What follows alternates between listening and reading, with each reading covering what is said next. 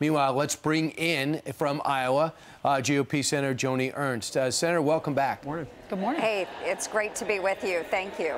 Right. Senator, I think one of the first things to come to mind, we talked about Merrick Garland using the FBI. Do you think we're overreacting to this? No, I don't think we are overreacting to this. I think that the Justice Department is overreacting to this. I think that it is imperative that parents are involved in their school boards.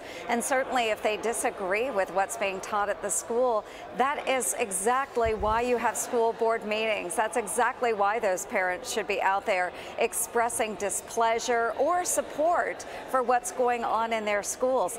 This is an overreach of the FBI and the federal government, and it is dangerous. Well, you know, Senator, it looks like the Biden administration is helping teachers' unions essentially intimidate parents who object to the policies that, you know, whether it's CRT, whether it's masking that is required in a lot of locations. It just looks... It looks like they're trying to clamp down on what, as a parent, you want to do. If something is going on at your kid's school you don't like, you're going to... My wife and I have gone to a million school board meetings where we say, hey, why are you doing this? And then they explain it. There's nothing the matter with that. Exactly. And that's the type of government that we have, that where you want your citizens to be involved. We, as conservatives, want parents to be involved in the education of their children. But you've heard from many Democrats lately that they don't think parents should be involved in the education of children. And that is abhorrent. That's not the way our system was designed to work. So again, this is a dangerous overreach by the federal government into local elected activities. Those school board members are elected by their local people, and those local people have every right to come out and express, like I said, displeasure or support for the activities in their own local school. I know you've introduced a new bill. It's called the Be Gone Act. This seems like a no-brainer. It would make sexual assault and aggravated sexual violence a disqualifying act for those that are trying to immigrate into the United States. Why isn't this already on the books? I can't believe they're allowing sexual assault, anyone who's a perpetrator, a perpetrator, to come into our country. Yes, and we have seen this recently with a number of the Afghan refugees that have come in. We know of 2 counts where Afghan refugees have assaulted a minor. So it's very concerning, and this is common sense. The Be Gone Act would allow law enforcement officials to deport those that are convicted of sexual assault or aggravated sexual conduct. So it's, like I said, very common sense. It should be on the books already. It is not, so we're pushing for action in this area. We need to make sure that those folks that we are allowing into the United States are going to be good, productive citizens. Are Democrats on board with you? I don't have any Democratic co-sponsors so far. Why? Well, it's a good question. And as you can see, any situation that the Biden administration touches right now turns into a crisis.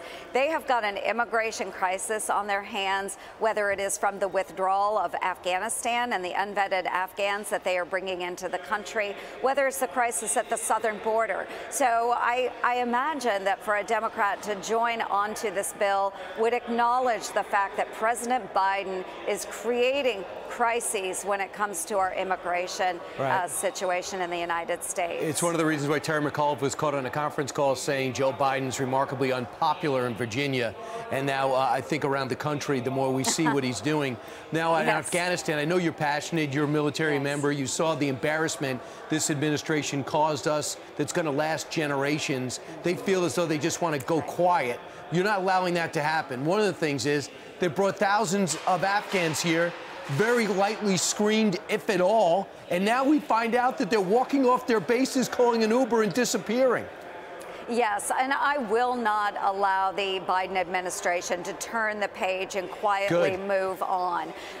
We have to understand the situation in Afghanistan and why he did not listen to his military commanders.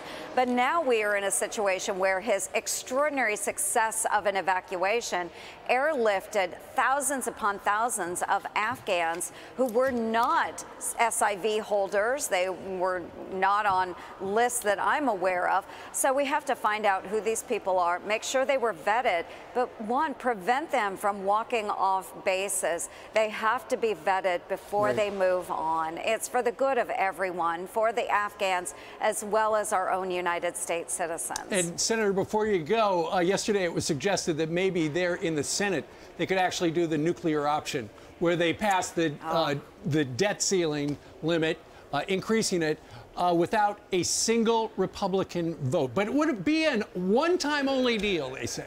It would not be a one-time only deal, because as we have seen with the Democrats before, once they've done it, they will continue using it. And it is really important that the American people understand that, yes, America does not want to default. We certainly would not want to do that on any of our debts.